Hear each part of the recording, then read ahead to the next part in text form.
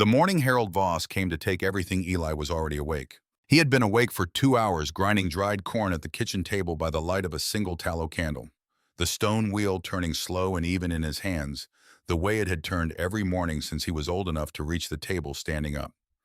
Outside, the wind was doing what it had been doing for 11 days straight, driving out of the northwest in long, low pulses that pressed against the cabin walls like something with intention, like something that had decided. Eli was 20 years old. He had been grinding corn since he was 7. He had been right about things people didn't want to hear since roughly the same age. And he had learned in the 13 years between then and now that being right was not the same as being listened to, and that in a town like Creston Hollow, Virginia, the distance between those two things could be very wide indeed. He heard the knock at 4:58 in the morning.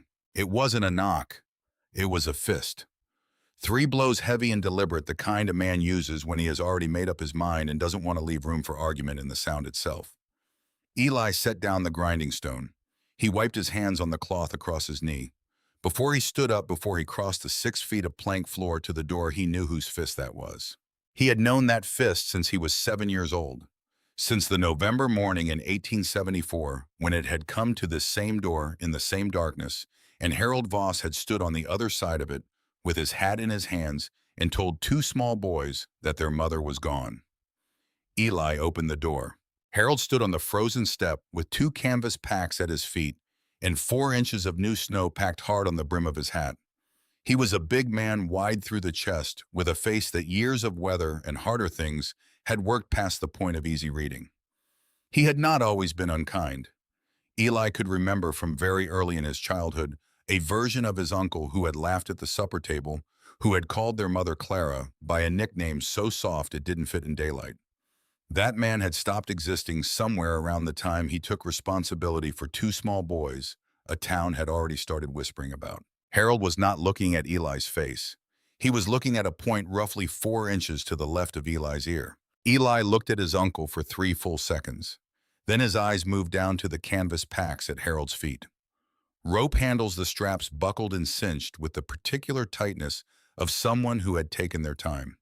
He looked at the rope. Dry. Not wet from tonight's snow, not stiff from the cold that had settled in the last 2 hours. Dry the way rope gets when it has been tied and left in a warm room. He looked at the snow on Harold's hat brim again. Packed and crystallized the way snow gets when it has been sitting through a temperature drop, not falling fresh. Harold had been standing on this step for a long time, long enough for the snow to settle and harden. But the packs were dry, which meant Harold had not been outside with them, which meant Harold had packed those bags inside the house, inside the warmth hours ago. Last night. Harold Voss had sat in this house last night across the wall from where Eli and Seth slept, and packed 2 bags in the quiet, and gone to bed and gotten up this morning and walked to the door. He had slept one night in the same building as his nephews, knowing what the morning would bring. Eli noted this, filed it, said nothing about it. "Winter's bad," Harold said.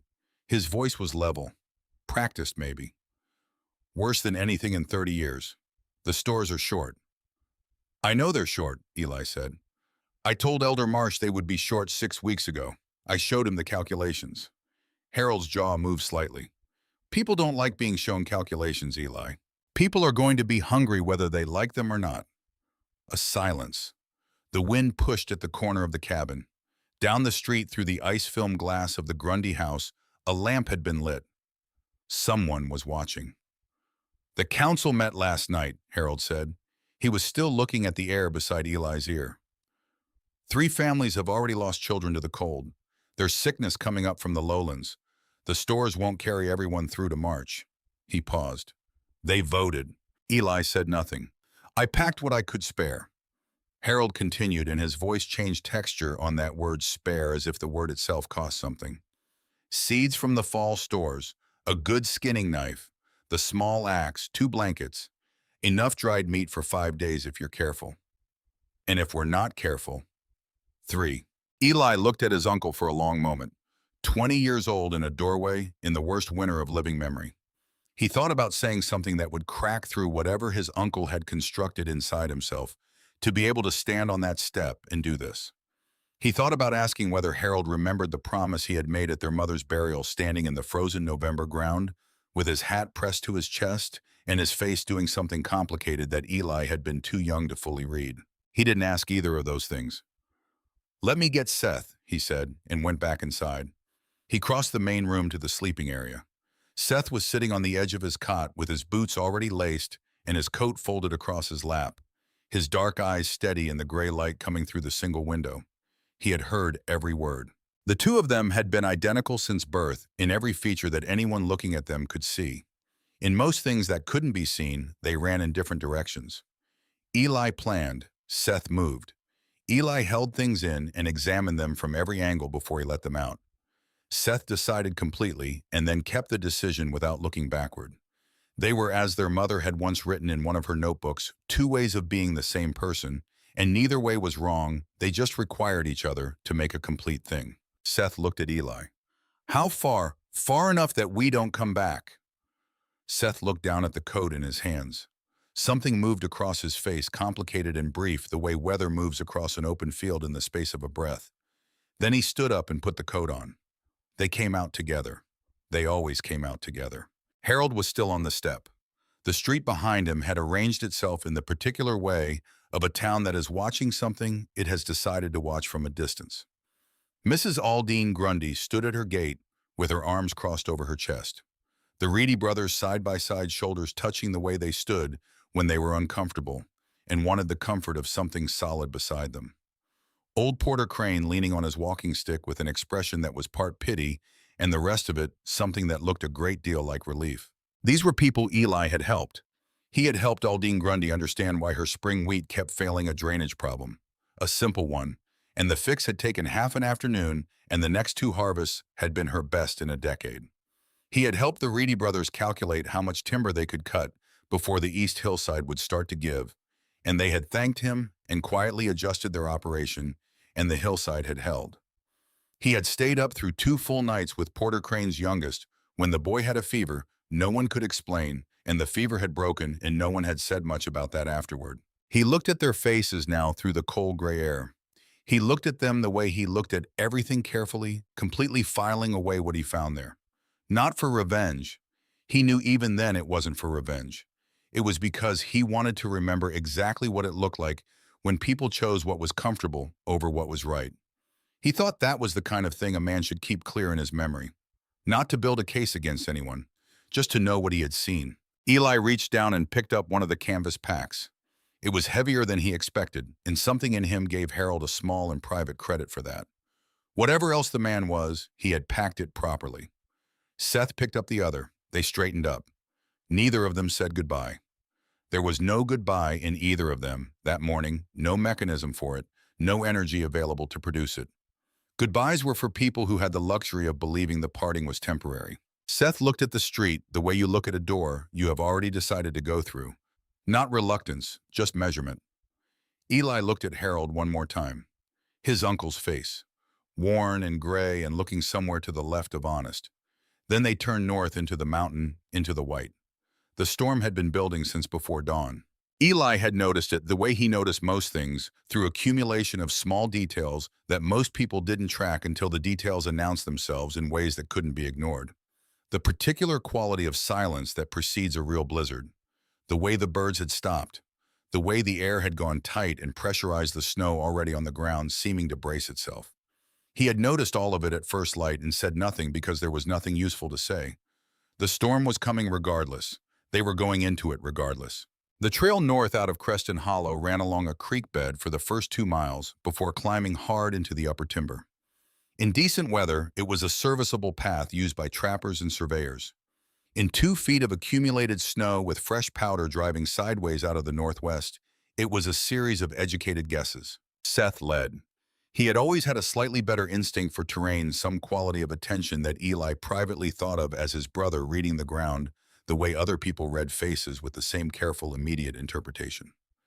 Seth moved without hesitation, even when hesitation might have been the sensible choice, planting each step like a small, deliberate commitment, and Eli followed in his tracks and thought.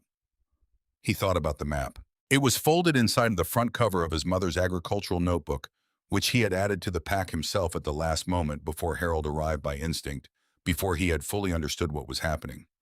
A geological survey of the upper mountain range hand-drawn dated 1851 and signed by a man named Aldous Vane, who had been contracted by a mining operation out of the Eastern Territories.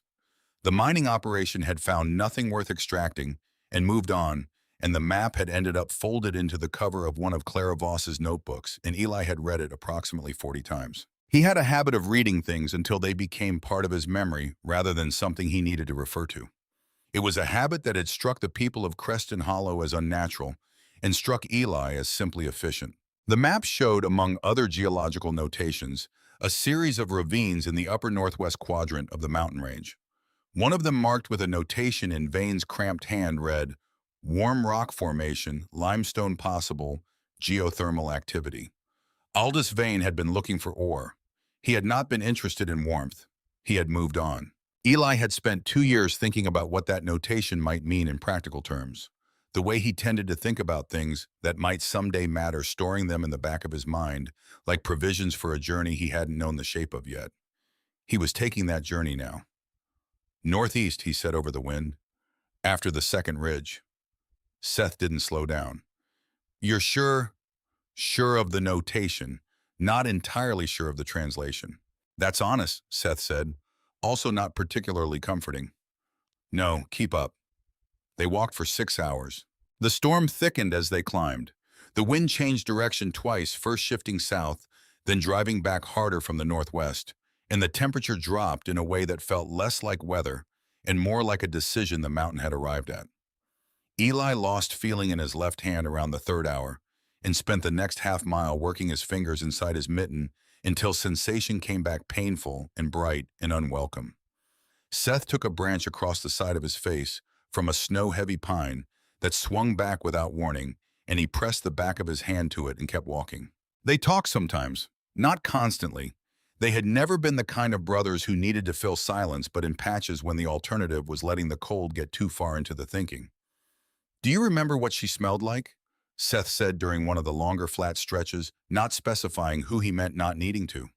"Like soil," Eli said, "and like the dried lavender she kept in the notebook covers. I keep mixing her up with the smell of the kitchen in winter. Everything warm and close." "She was usually in the kitchen in winter." A pause, the wind filling it. "She would have had opinions about this snow," Seth said. "She would have measured it, compared it to her records, concluded that the western-facing slopes were getting approximately 30% more accumulation than the eastern ones, and that this was consistent with the prevailing wind patterns she had documented since 1869.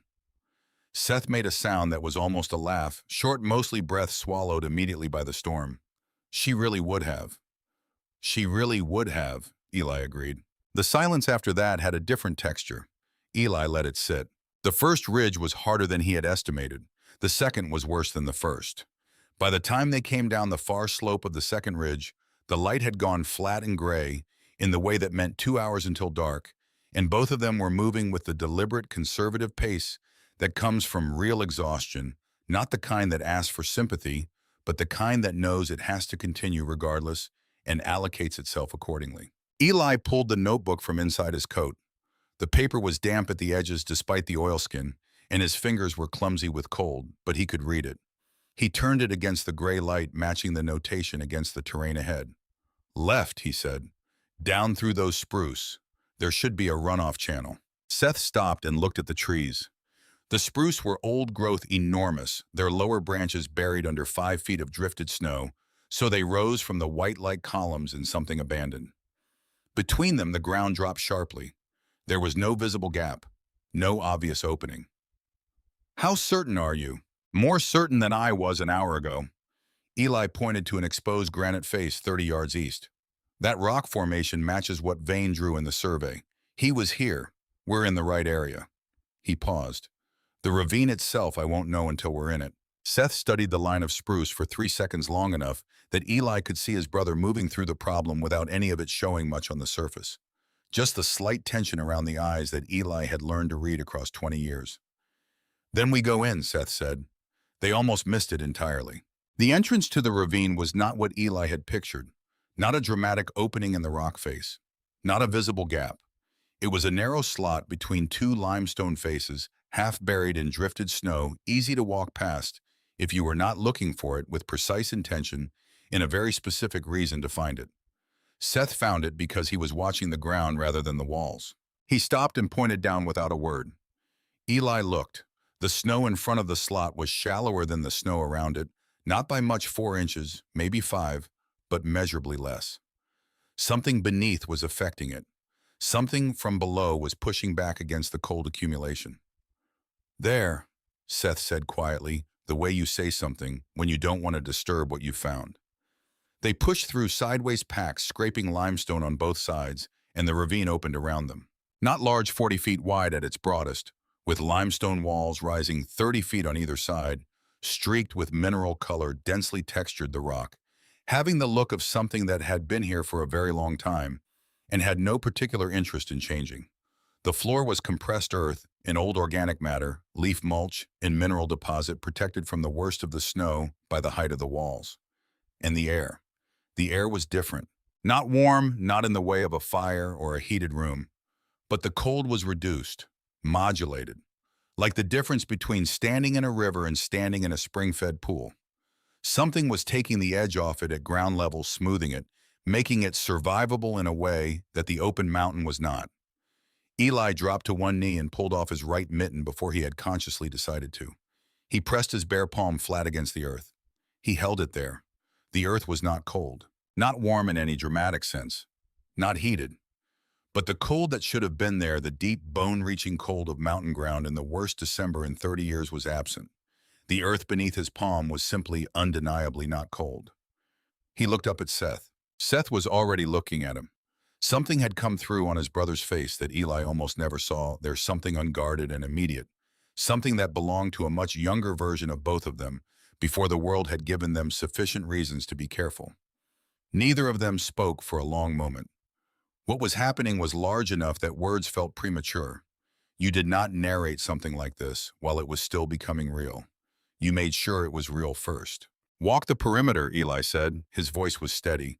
They walked it separately, both of them touching the walls, pressing palms to the stone, paying attention to every variation with the systematic care of two people who understood that the quality of their attention in the next 10 minutes would determine whether they were alive in 10 days. The geothermal effect was not uniform. It was strongest at the northern end of the ravine, where the limestone went deeper into the mountain, where the rock face had a faint mineral sharpness, a clean, ancient smell that Eli associated with deep water and deep stone. There was a natural shelf of rock along the west wall 10 feet wide, a nearly level position to catch warmth rising from below. There was a depression in the earth near the northern end, where the remnants of last summer's dead vegetation were dense and matted, telling Eli that the growing season in this particular spot extended well past what the elevation should have allowed. And then, in the deepest northern corner, where the limestone curved inward on itself and the shadows thickened the mouth of a cave, Eli pressed his face close to the wall to see it properly. The opening was low, partially obscured by an overhang. He reached back without turning around and found Seth's sleeve. "Here," he said. Seth leaned past him and looked into the dark. They both looked into it for a moment. They needed fire to see what was inside, and if they made fire inside, they would know quickly whether the cave had enough air movement to be livable. Those were the two questions that everything else depended on. Eli found the flint and steel at the bottom of his pack wrapped in dry leather that had protected them from the worst of the crossing. He built a starter pile from the driest material on the cave floor, decomposed leaf matter, preserved by the warmth from below. After 3 strikes, he had a flame. He held it up and watched the smoke. The smoke moved away from them, slowly, deliberately drawn toward the interior of the cave rather than pooling at the entrance. Natural ventilation drawing from somewhere deeper in the rock, a fissure connecting to the surface, further in the warm air from below, creating circulation through the system. Eli looked at Seth over the small flame between them. Seth said very quietly, "We're going to make it." Not a question, not quite a declaration.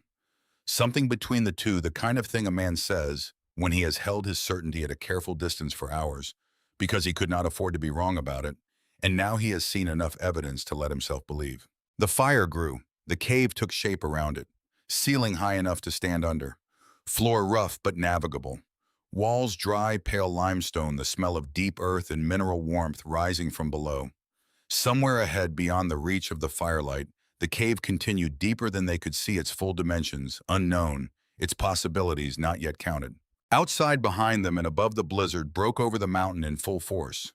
The wind hit the ravine walls and screamed over them. The snow drove down in sheets that would bury the path they had walked and the hollow they had left, and the faces of the people who had watched them go. The mountain was indifferent to all of it. Inside the cave, Eli Voss fed the fire piece by piece and watched it catch and hold. He was going through the pack by firelight when he found the small paper package, the one tied with a length of red thread that he recognized without any effort at all. His mother's thread. The specific shade Clara Voss had used to mark her seed envelopes to bind her notebooks to tie the bundles of dried herbs she kept above the kitchen window. Harold had not packed this deliberately. Harold had taken every seed packet in the storage area, and this one had been among them, and Harold had not known what it was. But Eli knew. Cave moss. The creeping plant his mother had spent years trying to understand, trying to cultivate indoors, making careful notes about its responses to temperature and moisture and light in the pages of her agricultural notebook. Most people in Creston Hollow hadn't known what it was. Most had considered it a curiosity, another one of Clara Voss's peculiarities. Clara had understood something about it that no one else had bothered to learn. She had written about it with the specific attention she gave to things she considered genuinely important. She had written that it was above everything else persistent. She had underlined the word. Eli held the seed packet for a long time. The fire made its small sounds. Seth was moving in the deeper part of the cave, testing the floor mapping, what the firelight couldn't reach. The presence of this packet meant only one thing. Clara had prepared this bag, these seeds, this specific combination of things a person would need to survive in an extraordinary circumstance at some point before she died in 1874. Harold had kept it for 13 years without understanding the weight of what he was keeping. The morning he came to their door with 2 packs already loaded, he had taken this bag from wherever he had stored it and given it to the sons of the woman who had assembled it, not understanding what he was passing along. But Clara Voss had understood. Somehow, in some way, Eli could not yet fully account for his mother had looked ahead into a future she hoped her sons would never need, and she had packed for it anyway. Seth came back from the interior. It goes back at least 60 feet, maybe more. There's a second chamber further in where the ceiling drops and then rises again. He paused. And there's light coming through from above, a fissure in the rock, maybe 8 inches wide. Direct overhead light at midday. Eli looked at him. A growing chamber, Eli said. I thought that might be what you'd call it. Eli opened the agricultural notebook to a clean page and picked up the pencil he kept in the binding and wrote in his small, efficient hand, Day 1. Elevation approximately 4,200 feet. Cave system limestone formation, northwest ravine. Geothermal activity confirmed. Natural ventilation confirmed. Water seep west wall. Second chamber with overhead light source.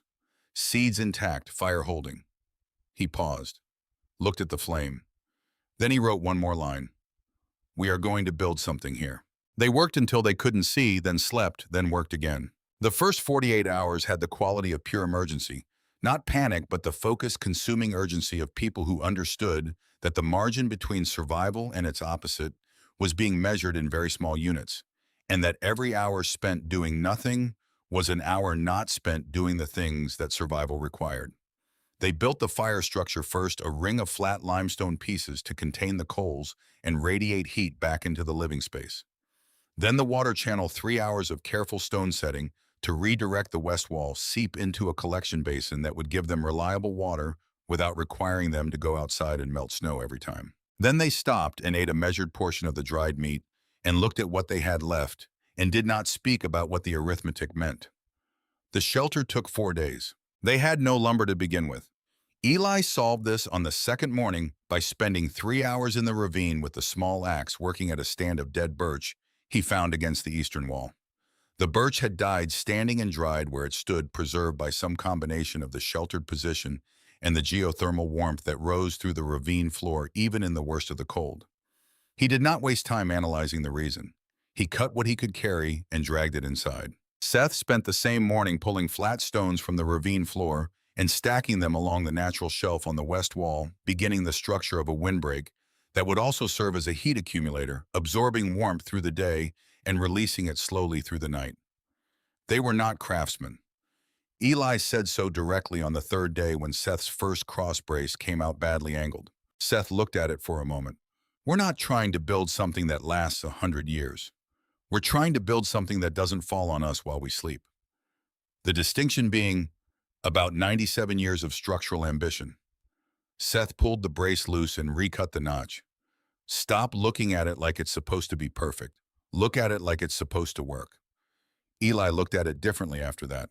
The roof was birch branches, laid dense and overlapping, weighted with flat stones, propped at an angle to shed the occasional drip of moisture that found its way through the cave ceiling.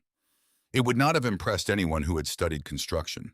It kept the wind off their sleeping area and held the fire's warmth beneath it, which was what it needed to do. The first night they slept under it, Eli lay on his back on a mat of compressed leaf matter and looked at the rough underside of the branches above him and felt something he had to examine carefully before he could name it. He turned it over, checked it from different angles, made sure he was identifying it correctly. It was satisfaction, not happiness. Happiness was a different and more fragile thing, and he was not going to claim it in the first week of their exile with 5 days of dried meat reduced to 3. Satisfaction was not the same as happiness. Satisfaction was the feeling of having used yourself correctly, of having brought your full capability to bear on a real problem in real conditions, and found that the capability was sufficient. It did not require the circumstances to be good. It only required that you had done something real with them. He turned his head and looked at Seth. His brother was already asleep, breathing slow and even one hand open and relaxed beside his face. Seth looked younger when he slept. Awake, he was always in motion, always processing, always half a step ahead of the next thing. Sleep was the only thing that paused him. Eli looked back at the ceiling. Outside, the blizzard continued its work. He listened to it for a while. Then he closed his eyes. The growing operation, if you could call it that, began as a plot of soil, roughly 8 feet square, in the northern depression of the cave. Eli had been right about the clay content. The native earth was dense and cold compressed, nearly impermeable to roots without significant amendment. The geothermal warmth from below was available, but warmth alone was not soil. He spent 3 days moving material limestone grit chipped from the cave walls with the axe organic matter from the ravine floor, fire ash mixed with collected water to moderate the alkalinity. He worked it in layers, pressing and turning with his hands, spending more time on this than on almost anything else, because he understood that hurrying this process would make everything longer, not shorter. Seth worked the secondary chamber simultaneously, beginning the same amendment process on the rougher ground, 60 feet back, where the overhead fissure would eventually deliver better light than the main cave entrance could provide. Your hands are going to look like a man twice your age by February, Seth said on the second afternoon of amendment work, not complaining, just acknowledging. My grandfather had good hands, Eli said. He had the hands of a man who dug things out of hard ground for 60 years. Then we're in appropriate company. Eli worked a section of limestone grit deeper into the clay layer. The hands are a fair trade. They planted the winter rye first. 12 seeds to the square foot, slightly shallower than standard because the soil wasn't yet deep enough, positioned close to the warmest section of the northern wall. Then the turnips in the outer rows where the temperature differential would help root development. The squash they held back. Squash needed more established soil and more space, and neither condition existed yet. The cave moss went in last in a shallow trough scratched along the base of the warmest wall section. Their mother's notebook said it needed less soil than anything else and more consistent warmth than most things. Persistent, she had written, underlined. Eli pressed the last of the seeds into the trough and sat back on his heels and looked at the planting area, the turned earth, the carefully spaced rows, the moss trough along the warm wall, and felt the full weight of what it meant to have put everything they had into the ground. And now wait. Then they waited. And waiting was its own kind of work. There was always something to do.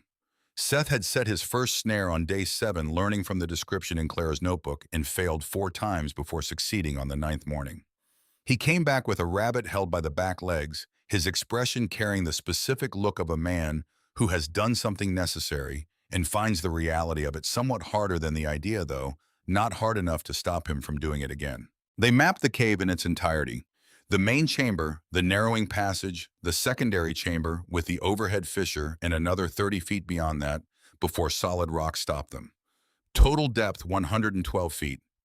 2 growing chambers, 1 ventilation system, 1 reliable water source, And below all of it, steady and ancient and entirely indifferent to their plans, the geothermal warmth that made everything else possible.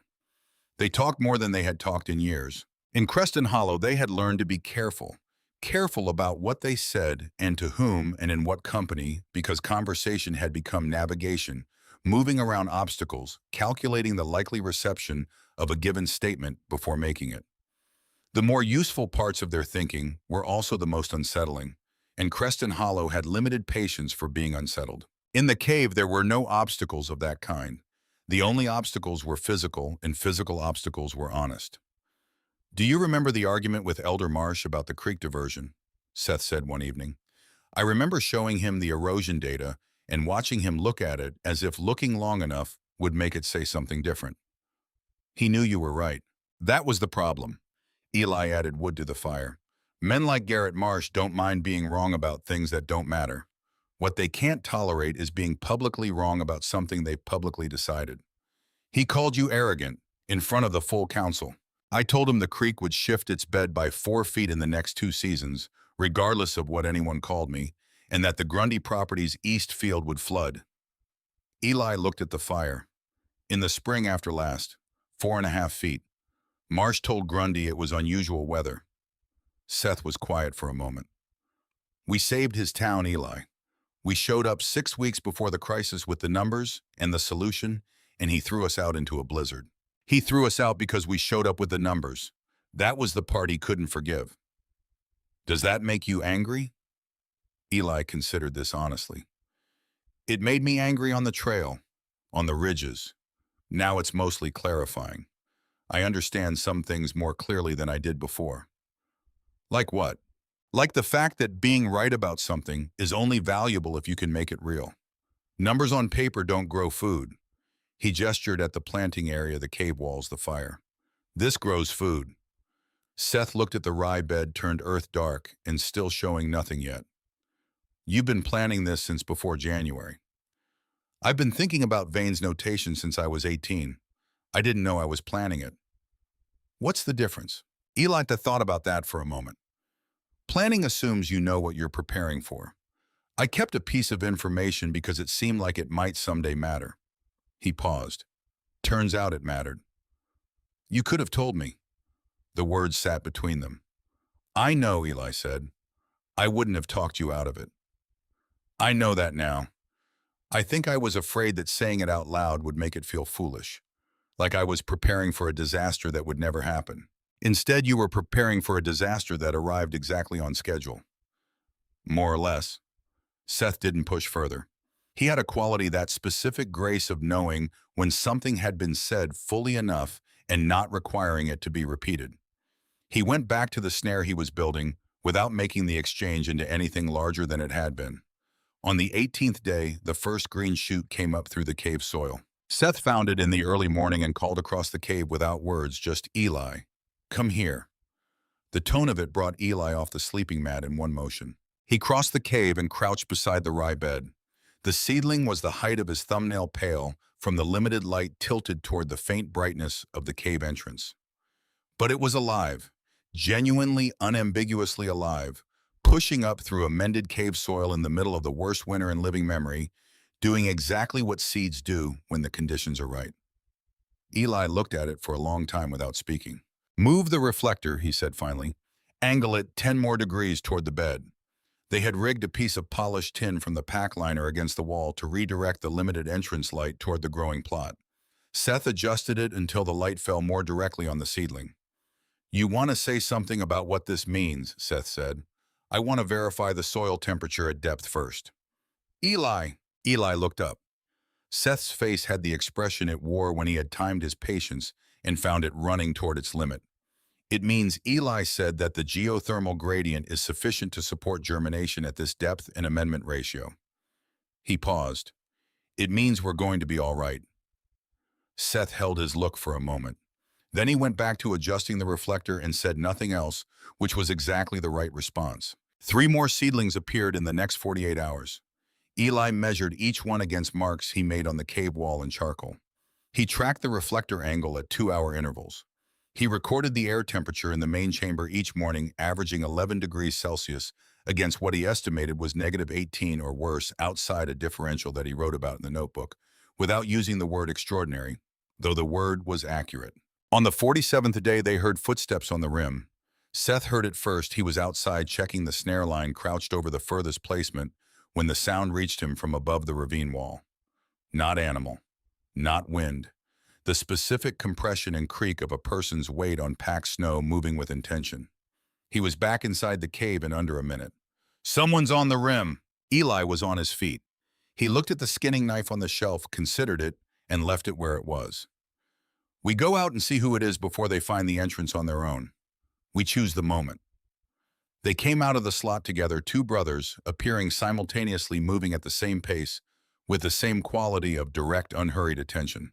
The figure on the rim above them stopped. He was young, 22, maybe 23, with the face of someone who had been moving through deep cold long enough that it had started working on him from the outside in. He was dressed well for the conditions, better than most men in Creston Hollow could have managed. He had a rifle slung across his back and both hands visible and down at his sides. Eli noticed the hands. "You're alive," this young man said. He said it the way you say something you had already decided to believe but weren't certain of until this exact second.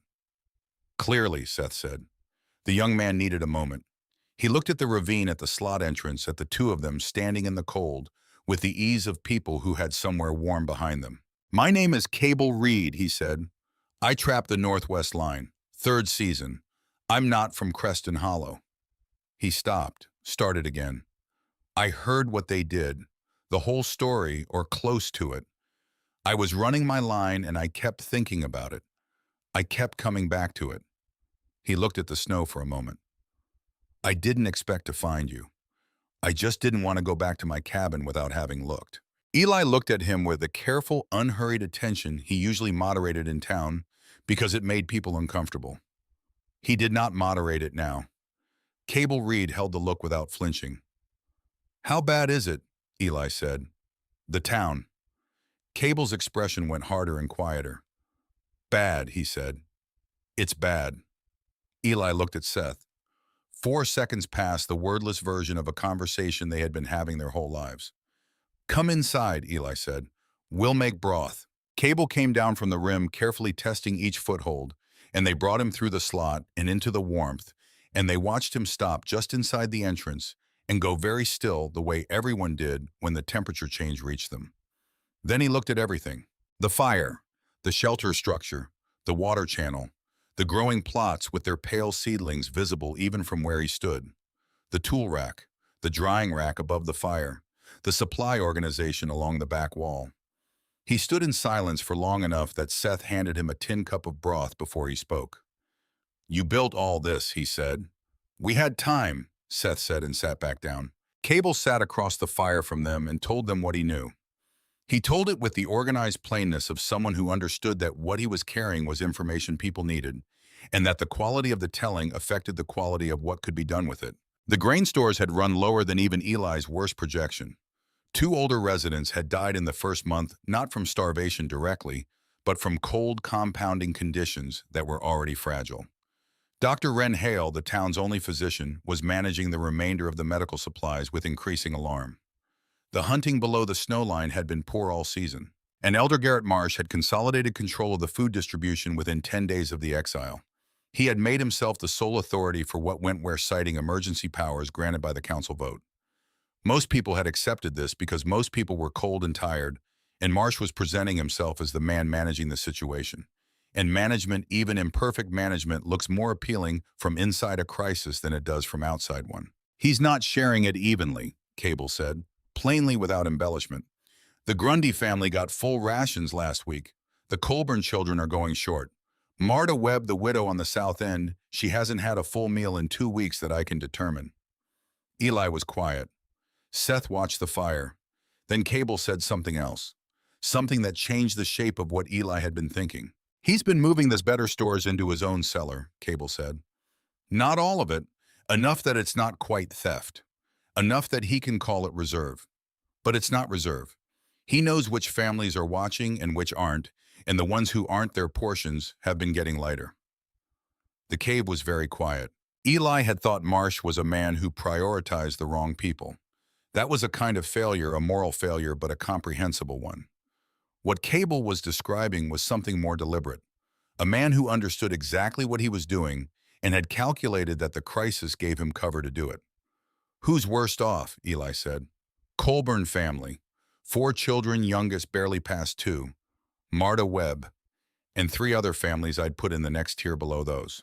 Eli looked at the growing plots. He ran the numbers in his head: current yield, projected yield days to next harvest, caloric content per unit, number of people in critical need. We'll have rye ready in 18 to 22 days, he said. Not a full harvest. Enough for a small amount of flour. Enough to matter for a small number of people. He looked at Cable directly. Can you run a route that keeps you away from Marsh's distribution point? I know 3 ways into town that don't go past the main store. Then we go around him. You'll say you found a trapper's winter cache, or that you know someone who had a good season. Don't say where it actually comes from until the quantity makes it impossible to explain otherwise. Why wait at all? Because I want the food to reach the children before anyone decides they have feelings about the source. Give them the food first.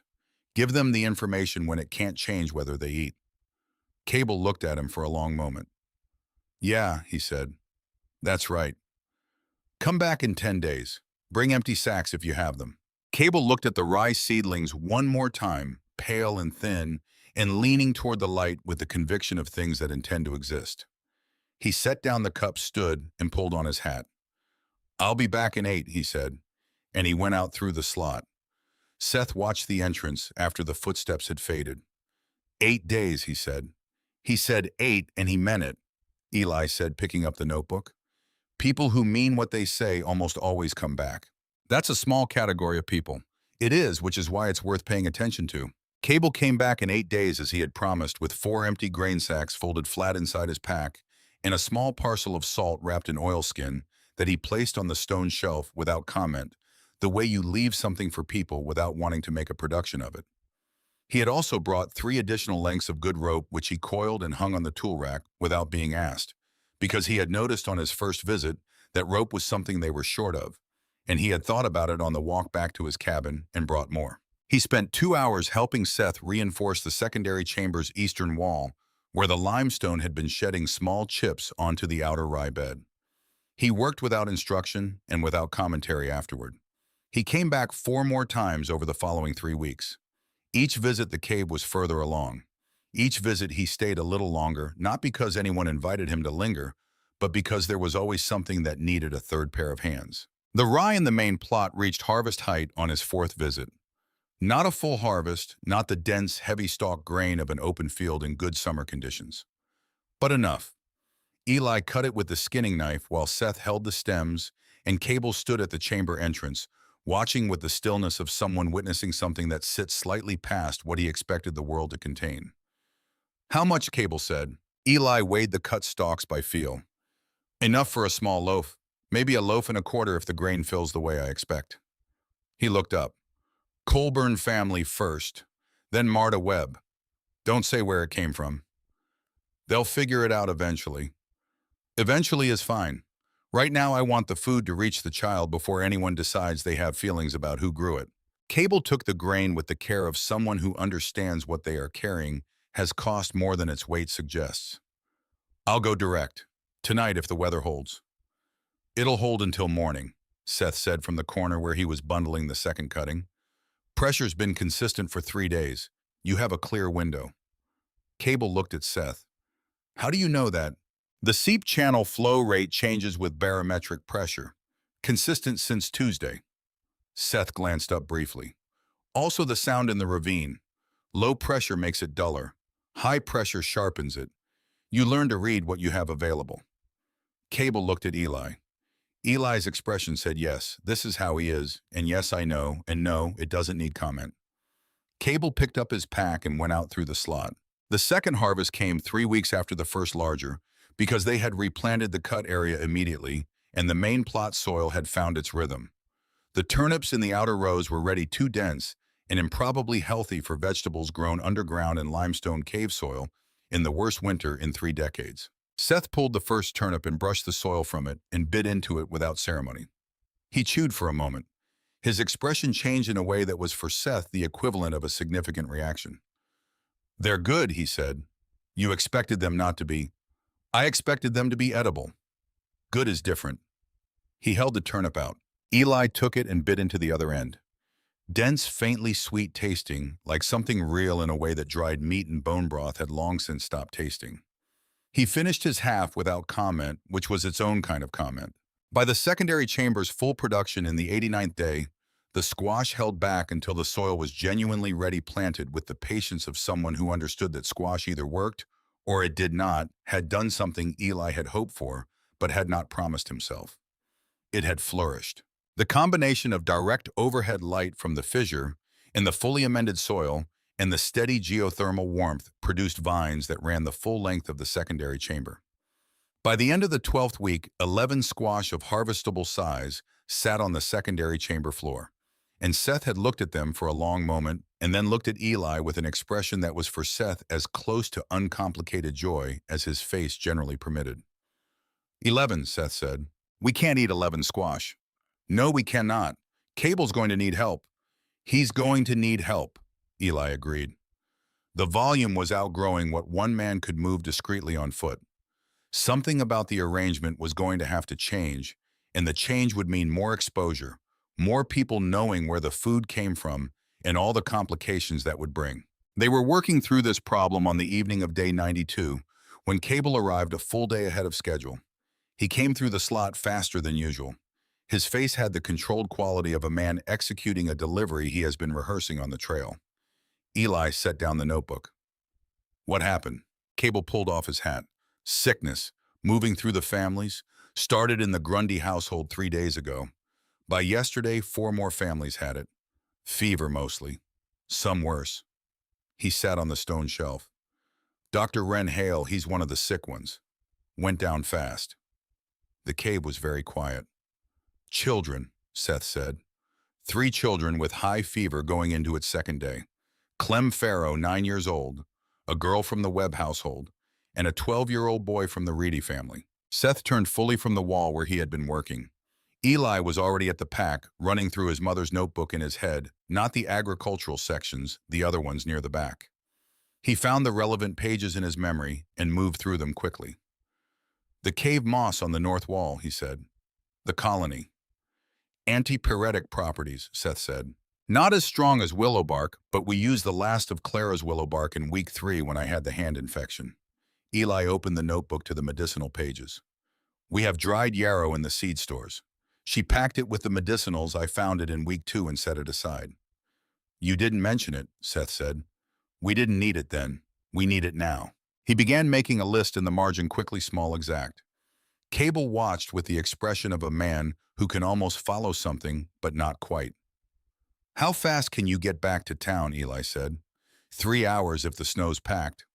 "It's packed," Seth said. "When you get there," Eli said, "you need to tell them where this is coming from. All of it." Cable was quiet. "We're sending medicine. They need to know the source is reliable, and they need to follow the preparation exactly, not interpret it, not adjust it for what seems reasonable to them. And this is going to come out regardless. The volume of food has already made the explanation impossible to sustain much longer. With sick children, the time for managing information carefully is over. There are people in that town who are going to have difficulty with this," Cable said. "I know that. Elder Marsh is going to try to block the distribution. He already controls the main supply point." "He doesn't control you. You don't go through the main supply point. You go direct to the families, same as before. If Marsh tries to interfere, you go around him the same way we've been going around him for 6 weeks." Eli handed Cable the folded preparation instructions. "Tell Dr. Hale or whoever is well enough to act in his place that the dosage notes are to be read exactly as written. Tell him twice." Cable looked at the folded paper. Then he nodded once, stood, and held out his hands for the prepared bundles. Seth was already assembling them, moss compound portioned and wrapped in oilskin sections, each one labeled in charcoal with the dosage interval. Yarrow from the seed stores measured by weight. Food alongside the current rye harvest, 4 of the 11 squash. The turnips from the outer rows that had come in that morning. Cable loaded everything into his pack with careful efficiency and went out through the slot without ceremony, and his footsteps tracked up the ravine wall and disappeared. And the night had him, and the cave was quiet. Eli sat by the fire for a while after. He thought about the coal-burned child who had started eating 2 days after the first loaf arrived. He thought about 3 other children currently running high fevers in a town that had driven 2 men into a blizzard 6 weeks ago. He held both of those things simultaneously and did not try to resolve them into something simpler than they were. Then he opened the notebook and kept working. On the morning of day 94, Harold Voss arrived at the ravine. Eli was in the secondary chamber adjusting the light reflector when Seth's voice came from the main cave level and careful. Eli, come here. He came. Seth was standing just inside the entrance slot looking up at the rim. Harold was there, alone, moving with the committed, exhausted gait of a man running on decision rather than energy. Each step deliberate, the accumulation of many deliberate steps that had clearly cost him significantly to begin. He looked worse than the winter alone could account for. His face had gone the gray-yellow of a man who had not been sleeping, and he had lost weight in the way that happened to large men who stopped eating properly, making him look simultaneously larger and diminished, as if something essential had been subtracted from the inside. He saw them. He stopped. The three of them held that arrangement for a moment that felt longer than it was two brothers at the cave entrance, looking up, one man at the ravine rim, looking down the mountain, doing its indifferent work all around them. Harold started down the ravine wall. He was not graceful about it. He slipped twice on the descent, catching himself with his hands both times. By the time he reached the ravine floor, his palms were scraped and his breathing was harder than the exertion should have made it. He walked toward them and stopped 6 feet away. He looked at the ravine at the entrance slot, at the faint warmth that was perceptible even out here if you stood still and paid attention. Then he looked at them. There are 3 children with high fever, he said. Dr. Hale is recovering but not strong enough to manage all of them. We've used everything he had. We know, Eli said. Cable told us. We sent medicine 2 days ago. Harold looked at him fully. For the first time since the doorstep in January, he looked directly at Eli's face. I know it reached them. He stopped. His jaw worked. I'm not here to explain myself. I know what I did. I'm not going to stand here and... Another stop. Then more carefully, like a man selecting words from a supply that has been depleted, I'm asking for the families, not for me. The cave was warm behind them. The rye was growing. The squash sat heavy in the secondary chamber. Eli felt all of it at his back while he stood in the cold and looked at this man who had packed 2 bags the night before a blizzard and spent 94 days living with that knowledge. He felt something shift in his chest, not dissolve, not disappear, but clarify. The way things clarify when you have been looking at them long enough and from enough different angles that you finally see their actual shape. Not forgiveness, not yet, and perhaps not ever in any form that would satisfy someone who expected the word to mean the removal of the thing that had happened, but something more practical than either forgiveness or its absence. Something that understood that 3 children currently running high fevers were not served by anything he might choose to feel right now. Come inside, he said. We'll put together what we have. Harold blinked. He had come prepared for something harder. Eli could see that clearly, the set of the shoulders, the bracing, the readiness for a door that opened with resistance. He had not expected simplicity. Eli stepped aside and led him through the slot. Harold walked into the cave slowly. The warmth reached him gradually, visibly, his shoulders coming down from where they had been locked, his face doing something involuntary as the temperature registered. He looked at everything. He looked at the fire. He looked at the shelter structure, the stone windbreak and the birch branch roof, and the 2 sleeping mats and the tool rack with its carefully arranged implements. He looked at the water channel. He looked at the growing plots, the rye bed, the turnip rows, the moss colony spreading green and purposeful along the entire north wall. He looked at the secondary chamber entrance and the squash visible inside, round and heavy on the floor. He looked at all of it for a long time without speaking. Eli watched him look and understood what was happening. Harold Voss was counting the days. He was counting the work behind each thing. He saw the cold that had preceded it, the choices made under conditions that he had created. He was not performing understanding. He was arriving at it slowly and without mercy to himself. Tell me about the families, Eli said, and sat down and opened the notebook. Harold sat across the fire and gave his account, the way a man gives a report, when all other modes have been exhausted, names, symptoms, duration, what had been tried, and what had failed. Eli wrote while he talked. Seth listened without moving. Clem Farrow, 9 years old, second day of high fever. The Webb Girl 6, Marta's granddaughter stranded by the weather when the illness started. A 12-year-old Reedy boy, old enough to understand what was happening to him, young enough that understanding made it worse. When Harold finished, the cave was quiet except for the fire. The moss compound will cover 3 days at full concentration for all 3 children, Eli said.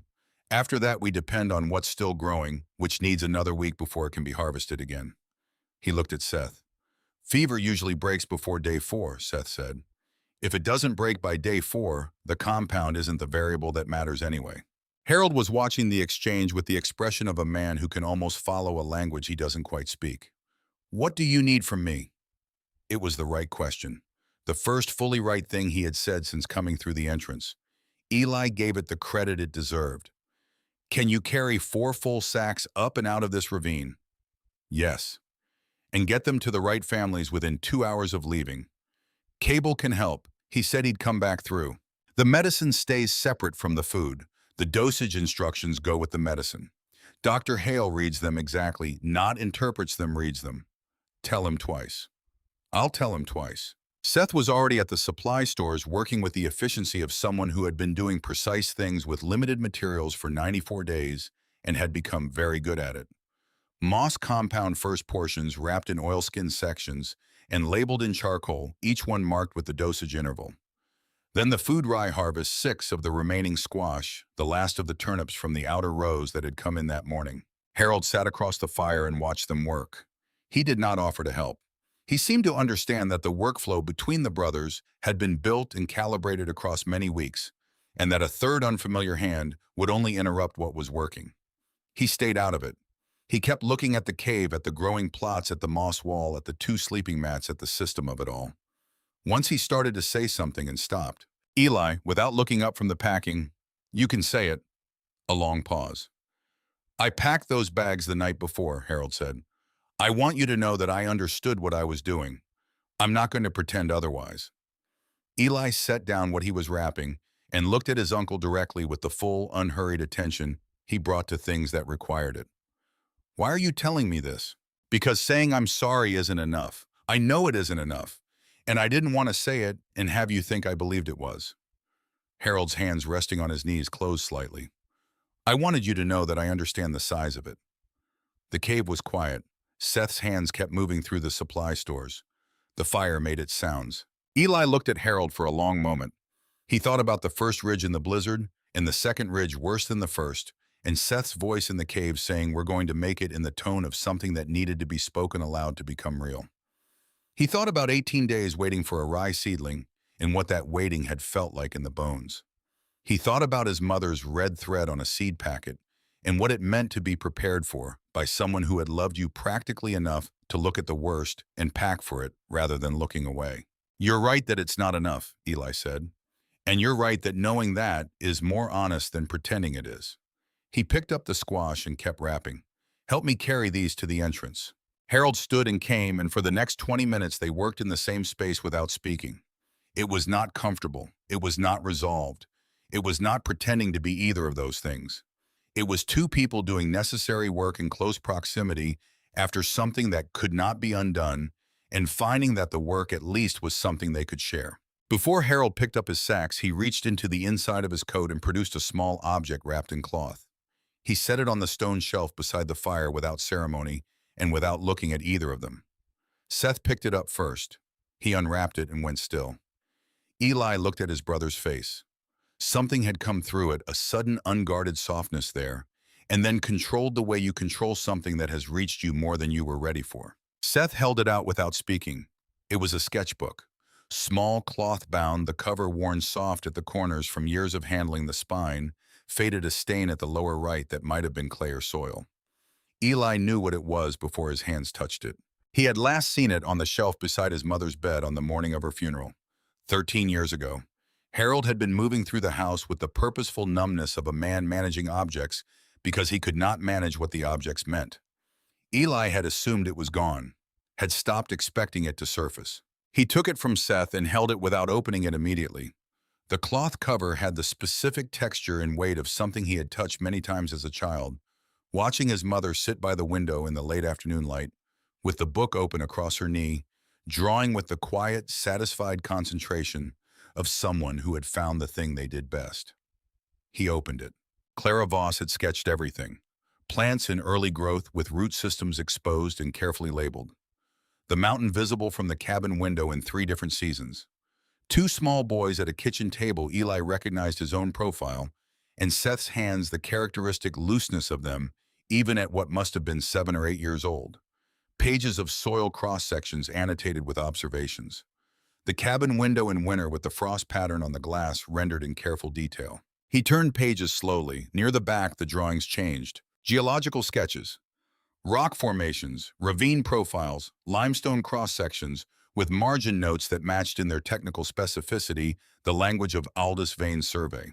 She had been here, or she had studied Vane's work closely enough to reconstruct the terrain from description and then gone to verify it herself. The drawings were confident, not exploratory, but recorded the way you draw something you have seen and want to remember accurately. And then, on the last page that had been used, a drawing that stopped him entirely. The Northwest Ravine, the limestone walls rising 30 feet on either side, the narrow entrance slot, the cave mouth in the northern corner, the whole arrangement exactly as it was, not approximately, not generally, but with the specific accuracy of someone who had stood in this ravine and drawn what they could see. Beside the drawing in pencil, small and clear, they'll find it. Eli stared at those 2 words for a long time. He thought about the seed packet with the red thread.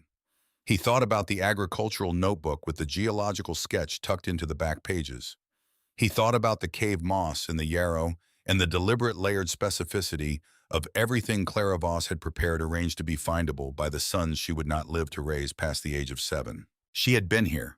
She had stood in this ravine and felt the warmth from below and understood what it could mean and drawn it with care and written 2 words that were not a hope, but a certainty written before the finding happened. Eli closed the sketchbook. He pressed his hand flat against the cover for a long moment. Then he carried it to the pack and placed it carefully beside the agricultural notebook, the 2 books his mother had kept, both of them here now in the place she had mapped. He straightened up. "Let's get these sacks to the entrance," he said to Harold. Cable arrived at the ravine rim while they were finishing. He had tracked Harold's trail from the hollow, understood the destination, and appeared without requiring explanation. The 2 men loaded between them and went out through the slot and up the ravine wall, carrying what the cave had produced toward the people who needed it, moving with the particular economy of people who understand that what they are carrying has specific names attached to it, and that speed therefore carries moral weight. Seth watched them go. Then Harold's not going to be all right for a long time. "No," Eli agreed. "Are you—" Eli thought about this honestly. "I don't know yet. I meant what I said to him. I'm not waiting for enough. The energy that would take is better spent elsewhere." He paused. "That's not the same as being all right, but it's workable." "It's workable," Seth said. He sat down by the fire. "That'll do for now." Cable returned on the 7th day after with news arriving in his face before he spoke. Not bad news. Something more complicated than that. "The children," Eli said immediately. "All 3. Fever broke." He sat. Clem Farrow on day 4, the Webb girl and the Reedy boy on day 3. He looked at the fire. "Dr. Hale wants to understand the compound fully. He said whoever prepared those notes knew what they were doing, and he wants to know who. Our mother's formulation, 13 years of her own work and documentation." Cable nodded. He was quiet for a moment. Then Marsh tried to intercept the last delivery, stood at the main supply point and told me I couldn't distribute anything without council authorization. He paused. Amos Colburn came out of his house. Then Prentice Dancy, young man who works Colburn's land. Then 4 others. Nobody said much. They just stood there between Marsh and the families who needed what I was carrying. Marsh looked at them for a while. Then he stepped aside. The cave was quiet. "He stepped aside," Seth said. "He stepped aside," Cable confirmed. "He didn't say anything. He just moved." Eli absorbed this. Elder Garrett Marsh, who had controlled Creston Hollow's resources for 3 months, who had built his authority on the assumption that the alternative to his management was chaos, had looked at the people standing between him and what he wanted and found in that moment that the calculation he had been running for months had stopped working. He had stepped aside not because anyone had made him, but because the ground had shifted under him so completely that there was nowhere left to stand. "What's the state of the town now?" Eli said. "Surviving better than 3 weeks ago. The food has made a real difference to the worst families. But there's still hunger and cold, and people have been inside their own heads for too long." Cable looked at him. "There's talk about spring planting, about the seed stores, about—" He paused. "About the fact that you know something they don't, and they want to know it. Not officially yet. More like people talking around the edges of what they actually mean." "Who's talking?" "Dr. Hale, the Colburn family. The younger men who came out and stood between Marsh and the delivery. Prentice Dancy specifically, he asked me directly whether he could come up here and learn what you're doing with the soil." Eli looked at Seth. Seth looked back. 5 seconds. "Send 2 people up in 5 days, Eli said. "People who work with their hands and will actually listen. Amos Colburn and this Prentice Dancy. Not the council. Not anyone who needs to run what they learn past Marsh before they can use it. And tell them," Seth said, "that they're coming to learn, not to be helped. Those are different things." "I'll tell them," Cable said. He stayed another hour doing what he had started doing around his 3rd visit, moving through the supply area, quietly noting what was running low, making the mental inventory he would address on his next run. Neither brother had asked him to do this. It had simply become part of what he did when he came the way useful people absorb necessary tasks without requiring them to be formally assigned. When he left, Eli sat by the fire and thought about going down the mountain. Not yet. There was work still, the Colburn men coming in 5 days, the secondary chamber replanting the winter's remaining weeks. But the thought was there, clear and quiet, like a door that had been there all along and had not yet been opened. Seth said from across the fire, "You're thinking about it." "I know you know." And Eli didn't answer immediately. He looked at the pack against the wall where both notebooks rested, now his mother's agricultural notebook with its geological sketch, and her sketchbook with its careful drawings of things she had seen and wanted to remember, with 2 penciled words on the last used page. The certainty written before the finding happened. "Spring is coming," he said. Seth was quiet for a moment. "Yes," he said. "It is." Amos Colburn and Prentice Dancy arrived 5 days later in the early morning, moving carefully down the ravine wall with the deliberate attention of men who are new to a terrain and are not interested in making mistakes. Amos was in his mid-40s with a face that showed its history, plainly cold seasons and hard harvests, and the specific weathering of a winter that had pushed past what he had been built for. Prentice Dancy was younger, perhaps 28, with the hands of someone who had been working ground since he was old enough to hold a tool, and the expression of a man who had been told to keep his opinions to himself on this particular trip and was making a genuine effort. Amos stopped just inside the cave entrance and did what everyone did. Went still, felt the warmth, looked at the growing plots. But he did it differently from anyone else who had come in. He did it the way a farmer looks at another farmer's field, with specific technical attention, moving from the overall picture down to the details, assessing soil color and plant health and spacing with the instinct he used on his own ground. He crouched beside the main rye bed without asking permission and pressed 2 fingers into the soil at the edge of the plot, worked them into the second knuckle, drew them out, and rubbed the soil between his fingers. He looked at what was on them. "You amended this heavy," he said. "The native soil was clay-dense," Eli said. "High alkaline content from the limestone. It took 6 weeks of amendment before the rye would germinate reliably." "What did you use?" "Limestone grit from the cave walls, organic matter from the ravine floor, fire ash mixed with water for pH balance." Amos rubbed the soil between his fingers again, more slowly. "How long before the amendment held?" 3 weeks before the structure was stable enough to plant into. Another 2 before germination rates were consistent. The geothermal gradient handles the temperature work. The amendment is about nutrient content and drainage, 2 separate problems that look like one problem until you try to solve them. Amos looked up at him. His face showed its history, but what was on it now was something else. The direct, unperformed expression of a man who has arrived at something he needs to say and has decided to say it plainly. "I owe you an apology," he said. "My family was on that street in January. I didn't say anything." Eli looked at him steadily. "I know. I've been trying to figure out how to live with that. Stop trying to live with it and do something useful with it instead." Eli's voice was level, not unkind. "You're here. That's a start. Learn this. Take it back. Teach it to everyone who will listen. That's more valuable than anything else you can do with it. Amos held his look. Then yes, he said simply. Not submission, not performance. Just the plain recognition of someone who has just heard the truest thing in the room. They got to work. Eli taught for 2 full days while Seth kept the operation running. He taught the amendment ratios, the specific proportions he had arrived at through trial and iteration, the reasoning behind each component. He taught the planting depths and the germination markers, and the difference between soil that was ready and soil that looked ready but needed more time. He taught the reflector system, the light tracking the way the geothermal gradient varied across the space, and what those variations meant for placement decisions. He explained the moss cultivation, its growth requirements, its medicinal applications, the harvesting rotation that maintained the colony while allowing regular use. He taught it the way his mother had taught him things, without condescension, with high expectations, with the specific generosity of someone who believes that knowledge becomes more valuable when it is shared rather than less. Prentice Dancy was silent through most of the first day. On the morning of the second, he asked his first question, specific technical about whether the amendment ratios needed adjustment for a south-facing site with different drainage characteristics. It was a good question, the kind that comes from someone who has been thinking carefully rather than waiting passively. Eli answered it fully and then asked Prentice what he had observed about the soil conditions at the South Meadow site below the hollow. Prentice answered with more precision than Eli had expected, specific observations about clay depth drainage behavior in wet seasons, the way the south exposure affected frost patterns.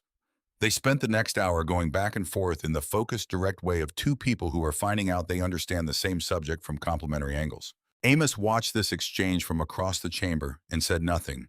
But by the end of the hour, he was smiling in the quiet way of a man who has seen something he was hoping to see. When they left on the second afternoon, their packs held prepared soil amendment materials, seed starts from the rye and turnip beds, and 12 pages of notes in Eli's handwriting that covered everything he had taught them, and several things he had thought of during the night and added before dawn.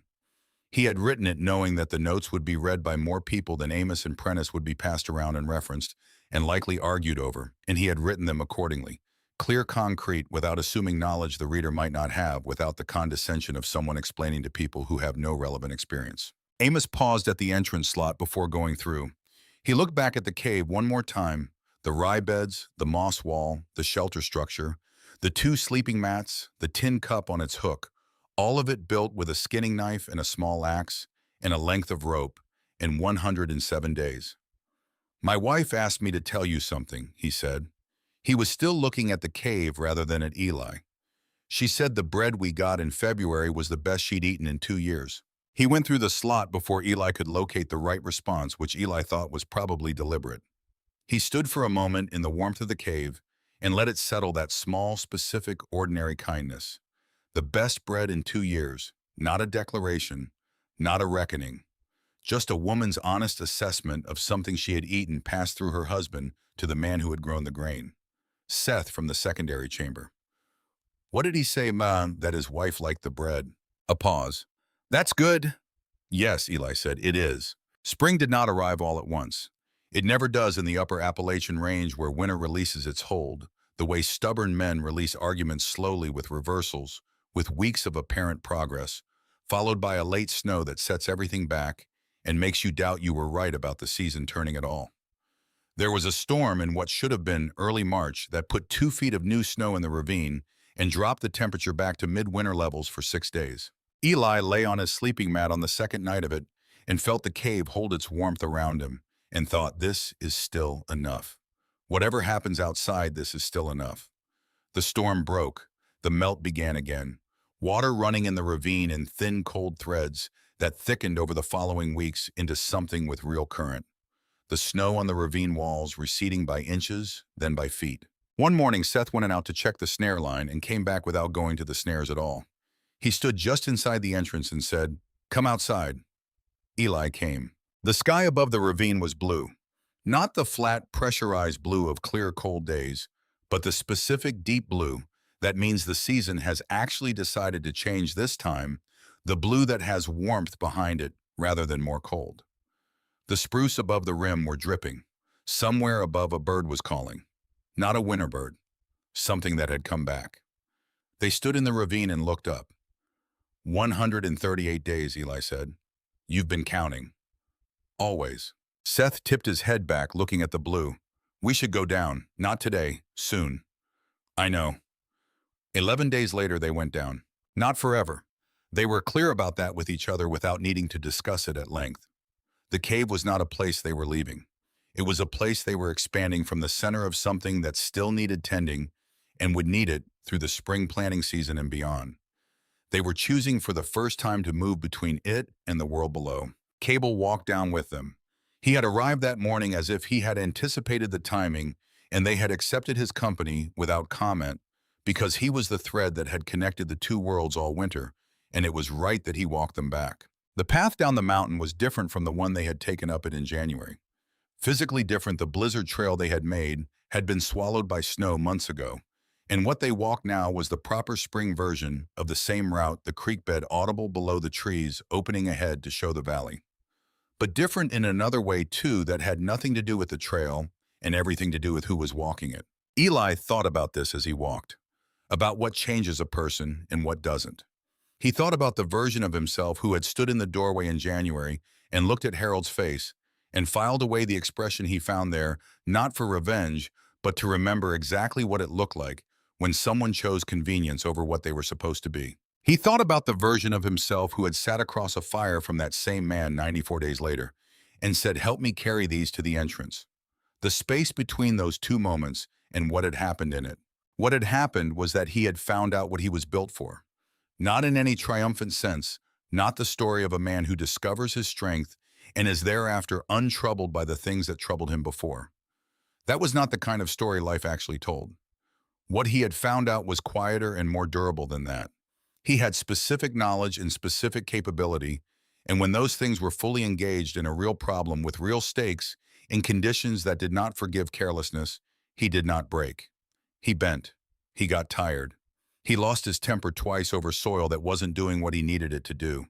He lay awake some nights running the numbers and coming up short no matter how he arranged them. All of those things, and he kept going. That was not a small thing to know about yourself. Creston Hollow looked the same from the trail above it and different when he walked into it. The same in the ways small mountain towns always look the same. The layout, the buildings, the mill. The particular way the main street ran between the two tallest structures and funneled the afternoon light. Different in the way a place looks when you have been away from it long enough to see it instead of just recognizing it. He saw the winter's damage clearly. The depleted wood piles, the sag in the reedy fence line where snow load had gotten to it, the general look of things that had been maintained under pressure rather than maintained well. The town had survived. It was not the same town that had stood on the street in January. Mrs. Aldine Grundy was in her doorway. She looked at Eli and then at Seth with an expression that was so direct in its relief that it was almost startling in its simplicity. "You're all right," she said. Not a question. "We're all right," Eli said. Prentice Dancy was across the street with two other men, and he nodded when he saw them, the nod of someone who has shared work with another person and found that the work has established something that doesn't require elaboration.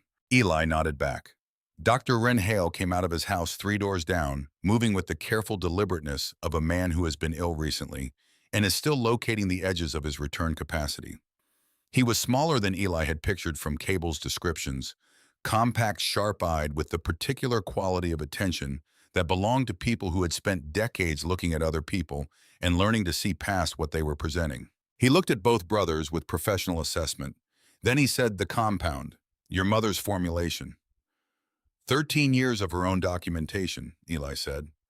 Dr. Hale looked at him for a moment. She was a careful woman. She was. "I'd like to understand the preparation properly, when you have time." "I'll make time," Eli said. He meant it immediately and without reservation the way he meant things that were straightforwardly right. Elder Garrett Marsh was not on the street. Eli noticed his absence, noted it, and moved on. It did not matter.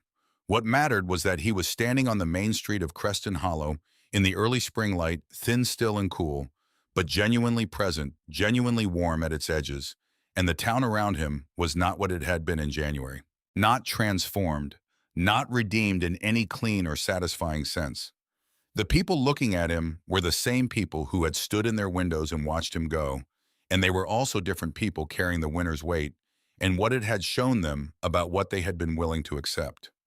Most of them were not yet sure how to hold all of that. He understood that. He was not entirely sure how to hold all of it either. Harold Voss was at the far end of the street. He had not come forward when Eli arrived. He stood at his end, and Eli understood immediately why he was giving Eli the choice. The right to decide whether anything happened between them on this street on this day. It was the first actively right thing Harold had done in a long sequence of wrong ones, and Eli recognized it for what it was. He could walk past, he could acknowledge from a distance and nothing more. He could make any number of choices, and Harold was standing there making none of them for him. Eli walked toward him. Harold looked like a man who had been through a hard winter and a harder reckoning simultaneously, and the combination had done its full work.